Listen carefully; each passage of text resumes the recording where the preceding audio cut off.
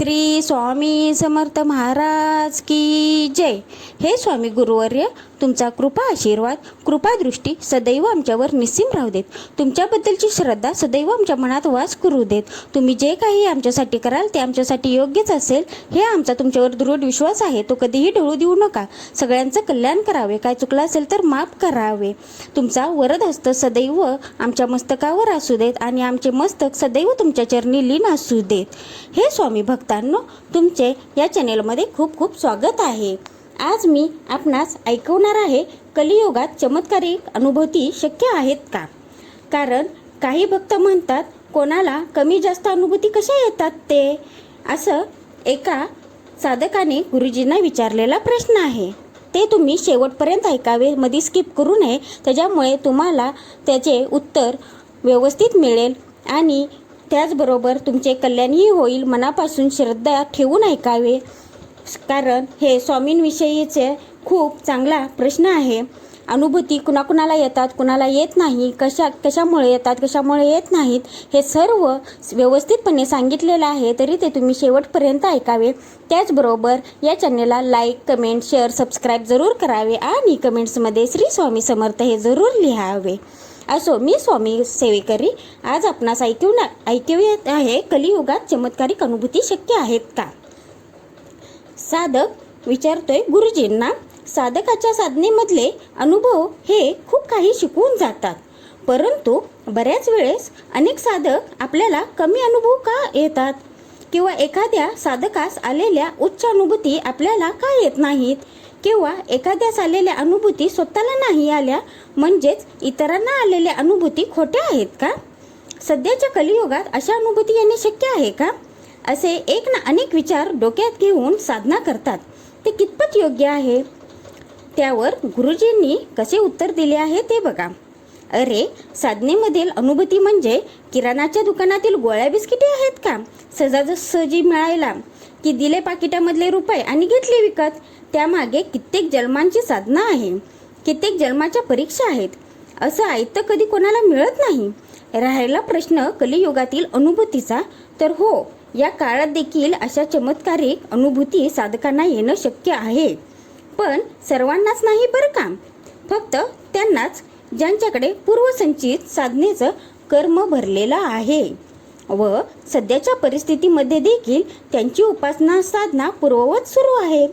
तुझे स्वामीच तर हे सर्व खेळ खेळतात, फक्त दरवेळेस त्यांची रूपे वेगवेगळी असतात। तुझ्यात, माझ्यात, आपल्याला सर्वांमध्ये स्वामी वास करतात, साधना घडवण्याची प्रेरणा देतात। पूर्वसंचित साधनेची या क्षणात कोणालाही कल्पना नसते, पण म्हणून आपली साधना काहीच झालेली नाही असे नव्हे। योग्य वेळेस योग्य आचरणाने योग्य साधनेद्वारे साधक साधनेला लागतो। युगांप्रमाणे साधनेमध्ये देखील बदल होत जातो, परंतु नाम साधना ही अखंड साधना कायमस्वरूपी सोबत असते। प्रपंच म्हणा किंवा परमार्थ, आताच्या युगात प्रत्येकालाच कार्य सहज साध्य करावयाचे असते। कमी मेहनतीचा जास्त मोबदला प्रत्येकालाच हवासा वाटतो, परंतु ते हे विसरतात की क्षणिक सुख हे काहीही कामाचे नसते, ते एक क्षणभंगूर असते। अरे, जी नोकरी करण्यासाठी शिक्षण लागते त्यासाठी देखील तुम्हाला तुमचे बालपण शिक्षणाच्या मागे समर्पित करावे लागते। युवक अवस्थेतील काही वर्षे उच्च शिक्षण घेण्यासाठी खर्च करावी लागतात। त्यानंतर परीक्षा देऊन त्यात पास होऊनच मग पदवीधर होता येते। मग कित्येक कार्यालयांमध्ये नोकरीकरिता परीक्षा द्याव्या लागतात। समोरच्या साहेबाच्या प्रश्नांची त्यांच्या मर्जीप्रमाणे उत्तरे दिली तरच आपल्याला काम मिळते, अन्यथा पुन्हा दुसऱ्या कार्यालयात आपल्याला मेहनत करावी लागते। किती छान सांगितले आहे ना? कोणा दुसऱ्याच्या देण्यावरून आपल्याला तेथील नोकरी मिळत नसते। महिन्याच्या 30 दिवसांचा पगार पूर्ण मिळवायचा असेल ना, तर 30 दिवस पूर्ण काम करावे लागते, ते देखील स्वतःलाच। तुमच्या जागेवर इतर कोणी काम केले तरीही तुमचा त्या दिवसाचा म्हणजेच तुम्ही घेतलेल्या रजेचा पगार कापला जातोच ना। मग आजच साधनेला सुरुवात केल्यावर लगेचच अनुभूती कशी येणार बरे? कोणतीही मेहनत न घेता, साधनेमधील भोग न भोगता चमत्कारी अनुभूती अपेक्षा कशी काय करतात लोक? अरे, लॉटरीची तिकीट जितकी लोक काढतात त्यांना सर्वांना ती लागते का? नाही ना। जगातील सर्वच लोक गर्भ श्रीमंत आहेत का, किंवा सगळेच भिकारी आहेत का? अर्थातच नाही. प्रत्येकाला त्याच्या प्रारब्धांना मिळत असते.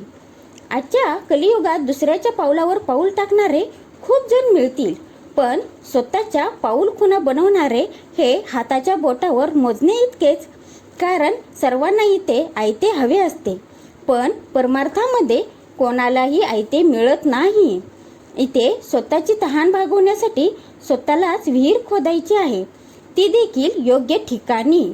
मग त्या विहिरीला पाणी लागले तरच त्याला त्याची तहान भागवता येईल. म्हणूनच अध्यात्मामध्ये जर स्वतःला अनुभूती हवी असेल तर स्वतःची साधना देखील तितकीच वाढवावी. समुद्रामध्ये करोडो रुपयांची संपत्ती आहे, पण मग ती सर्वांनाच मिळत नाही. त्यासाठी पट्टीचा गोताखोर व्हावं लागतं.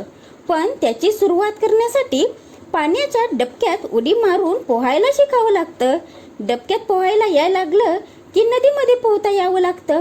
इथे देखील जमलं तर समुद्राच्या काठापाशी पोहण्याचा सराव करत करत हळूहळू आत सरकावं लागतं.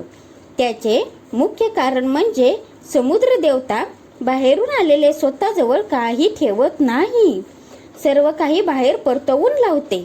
आणि समुद्रामध्ये पोहायचे म्हणजे प्रवाहाच्या विरुद्ध दिशेने प्रवास करणे होय, जे सोपे नसते.